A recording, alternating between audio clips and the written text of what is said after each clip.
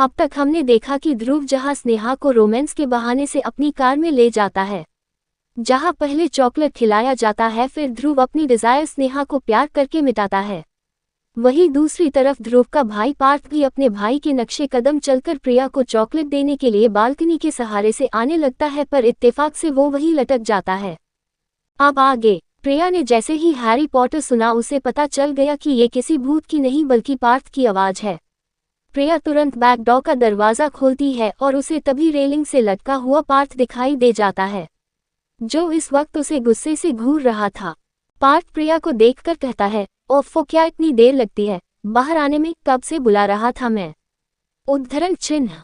प्रिया ये देखकर सकपका जाती है, क्योंकि उसे तो पास बुलाने की आवाजें सुनाई दे रही थी, लेकिन उसी ने अपने दोनों हाथों से अपने कान ढककर उन आवाजों को सुनकर बेचारी को क्या पता था कि ठीक 12 बजे कोई उसे अपने पास मदद के लिए बुला रहा होगा। इधर प्रिया को बुत बने देखकर पार्थ, जो अभी भी लटका हुआ था, चिढ़कर कहता है, अरे हैरी पॉटर, तुम बाहर आकर भी कहाँ खो गई? क्या तुम किसी मुहूर्त का इंतजार कर रही हो, या किसी जादू के मंत्र का जिसे कहकर तुम मुझे ऊपर उठा सकती हो? जल्दी से मेरी मदद करो और मुझे ऊपर खींचो। प्रिया तुरंत अपने ख्याल से बाहर आकर जल्दी से पार्थ के हाथ को पकड़कर उसकी मदद करने लगती है, ताकि वो ठीक से ऊपर आ सके। हल्की मशक्कत के बाद पार्थ आसानी से ऊपर आ जाता है। पार्थ आज तक प्रिया को ना हैरी पॉटर कहना भूला था और ना ही उस मासूम की टांग खींचना वो छोड़ता था। उसे बस एक लड़की ही लड़ झगड़ कर ठीक करती थी, और जिसके सामने पार्थ की शैतानियां एक नहीं चलती थी, और वो लड़की थी स्नेहा। तभी तो आज तक ये टॉम एंड जेरी वाले दोस्त और भाई बहन पल में झगड़ते और पल में एक दूसरे के बिना रह भी नहीं पाते थे। वही प्रिया पर पार्थ अपनी खूब चला लिया करता था। पार्थ अब बालकनी में खड़ा था और प्रिया उसे हैरानी से आंखें फाड़े देख रही थी। अब उसके रूम में अचानक इतनी रात एक लड़का आया था, तो हैरान होना तो बनता है। वहीं दूसरी तरफ प्रिया के कंफ्यूज चेहरे को देखकर कहता है, क्या अब मुझे यही रखने का इरादा है? क्या तुम्हारे घर जब कोई आता है तो उसे ऐसे ही दरवाजे के बाहर ही रखा करते हैं? प्रिया हड़बड़ी में तुरंत पार्थ के आगे आगे चलते हुए वो बैक डोर को खोल देती है। पार्थ अंदर आते ही एक नज़र चारों तरफ देखता है और स्नेहा को वहां ना देखकर उसके चेहरे पर एक तिरछी मुस्कान आ जाती है। आखिर उसका अंदाजा जो सही बैठा था, स्नेहा यहाँ नहीं थी, और अगर उसका भाई स्नेहा के साथ है तो वो यहाँ जल्दी भी नहीं आने वाली थी। यही सोचकर पार्थ उस रूम को अपना रूम समझकर तुरंत प्रिया वाली खाली बेड पर जाकर बैठ जाता है। प्रिया ये देखकर कि पार्थ उसके ही बेड पर जाकर बैठा हुआ है, वो पार्थ से कहती है, पार्थ, वो तुम यहाँ अचानक, क्या कोई जरूरी काम था? प्रिया थोड़ा हकला कर पूछ रही थी। उसे एक डर यह भी था कि कहीं स्नेहा ने उसे और पार्थ को यहाँ देख लिया तो वो क्या कहेगी। वही पार्थ अपने आप को कंफर्टेबली वहां बैठकर तुरंत प्रिया से कहता है, ये क्या बात हुई भला? भलाई का तो जमाना ही नहीं रहा अब। क्या तुम्हारे घर पर मेहमानों के आने पर सीधा सवाल किया जाता है?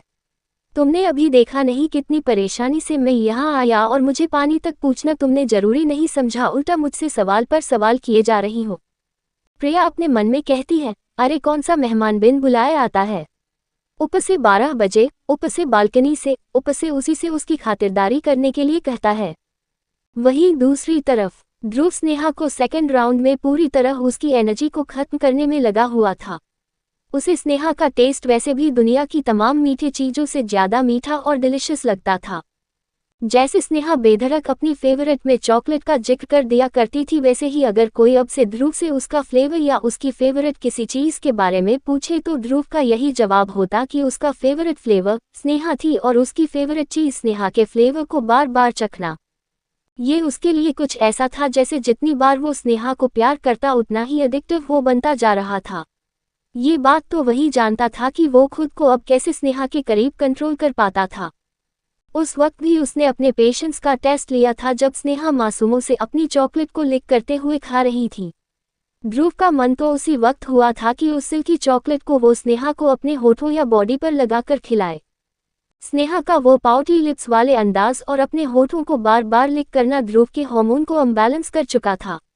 इसीलिए अब ध्रुव जब तक उसके हार्मोन्स कुछ हद तक उसके काबू में नहीं आ जाते तब तक वो स्नेहा को प्यार करना चाहता था।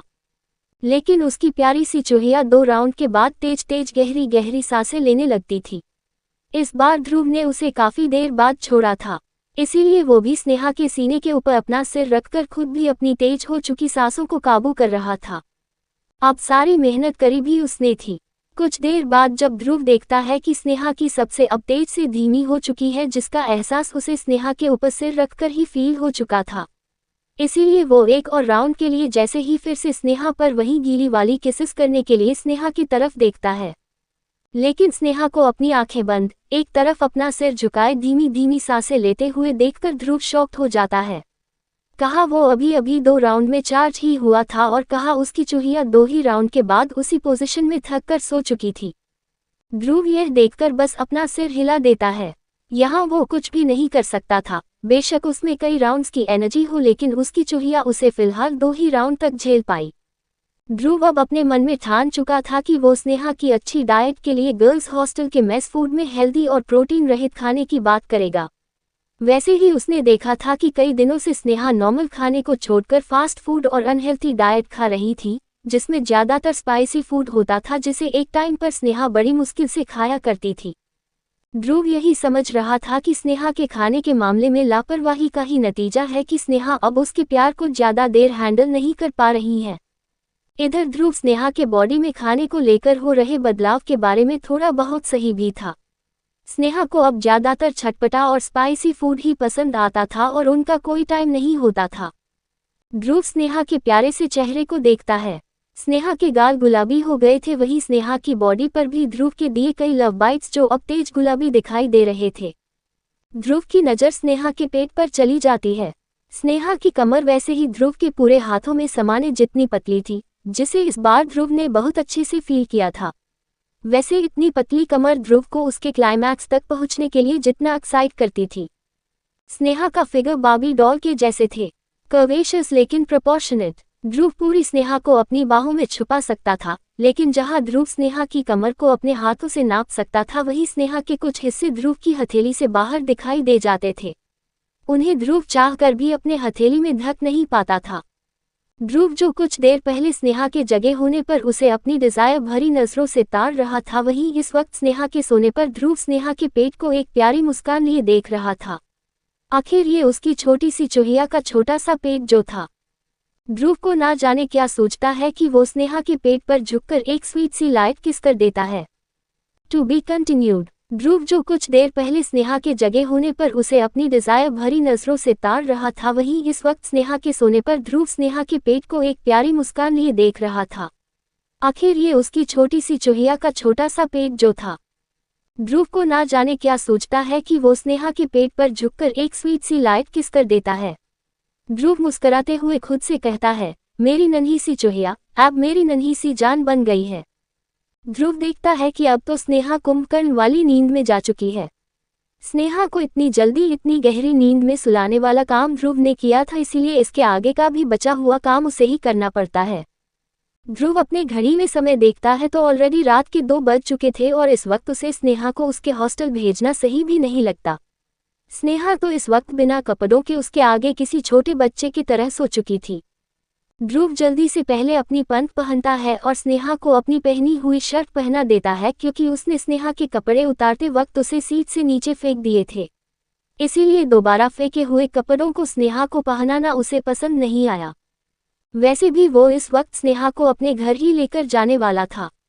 स्नेहा को थोड़ा सा उठाकर वो अपनी ब्लैक शर्ट पहना देता है और खुद आगे की सीट पर आकर कार को गर्ल्स हॉस्टल से चलाकर अपने घर की तरफ मोड़ लेता है। हालांकि पहले वो यहाँ इस इरादे से नहीं आया था, उसने तो सोचा था कि स्नेहा को चॉकलेट देकर और खुद बस चॉकलेट किस लेकर आ जाएगा। लेकिन बाद में स्नेहा को मनाने में और फिर स्नेहा को अनजाने में ही उसे चॉकलेट खाते हुए सेड्यूस करते देख ध्रुव अपने वाइल्ड डिजायर रोक नहीं पाता। ध्रुव ने ऑलरेडी स्नेहा से इंटीमेट होने से पहले अपने सीक्रेट गार्ड्स को उसके आसपास अच्छे से निगरानी करने के लिए बोल दिया था। वो अगर पूरी रात भी स्नेहा को यहाँ प्यार करता तब भी ना उन्हें कोई डिस्टर्ब करता और ना ध्रुव और स्नेहा को यहाँ कोई देख पाता। अचानक ही ध्रुव के कहने पर ही गर्ल्स हॉस्टल के बाहर लगी सभी पोल और उजाले वाली हर एक लाइट को बंद कर दिया गया था। वहीं गर्ल्स हॉस्टल की भी ज्यादातर लड़कियां सो चुकी थी। कुछ देर बाद स्नेहा ध्रुव की बाहों में थी, वहीं ध्रुव स्नेहा को गोद में लिए अपने कमरे में घुसने ही वाला था कि इससे पहले वो अंदर जाता उसे अचानक याद आता है कि उसका बेवकूफ भाई भी यही सो रहा होगा। ध्रुव को याद था कैसे पार्थ पहले उससे यहाँ उसके बड़े से बेडरूम में छोटे से कोने में रहने के लिए मिन्नतें किया था, लेकिन अब ध्रुव ये मन बना चुका था कि आज के बाद से वो पार्थ का पड़ा बेड को अपने रूम से बाहर निकाल देगा। अब उसके पास उसकी चूहिया थी और वो जब चाहे उसे अपने कमरे में लाना चाहेगा।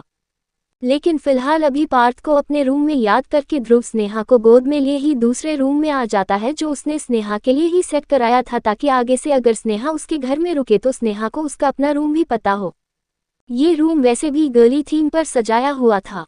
ध्रुव स्नेहा को प्यार से उस राउंड प्रिंस बेड पर लेटा देता है। मेकआउट के समय स्नेहा को ठंड नहीं लग रही थी, लेकिन अब नींद में सिर्फ एक शर्ट जो स्नेहा के थाई को भी अच्छे से कवर नहीं कर पाए थे, ध्रुव की गर्म बाहों से दूर होकर अचानक उसका शरीर किसी गठरी की तरह सिकुड़ने लगता है। स्नेहा के गोरे शरीर पर ध्रुव की ब्लैक शर्ट ही थी, जो इस वक्त स्नेहा के स्लीपिंग पोज में किसी अट्रैक्टिव और सडक्टिवली ध्रुव को एक बार फिर उसके वाइल्डेस्ट डिजायर याद दिला रही थी। ध्रुव तुरंत अपने आप को काबू पाते हुए स्नेहा के सोते हुए मासूम चेहरे की तरफ देखता है, जो इस वक्त किसी छोटे बच्चे की तरह मुंह खोले हुए सोते हुए दिखाई दे रहा था।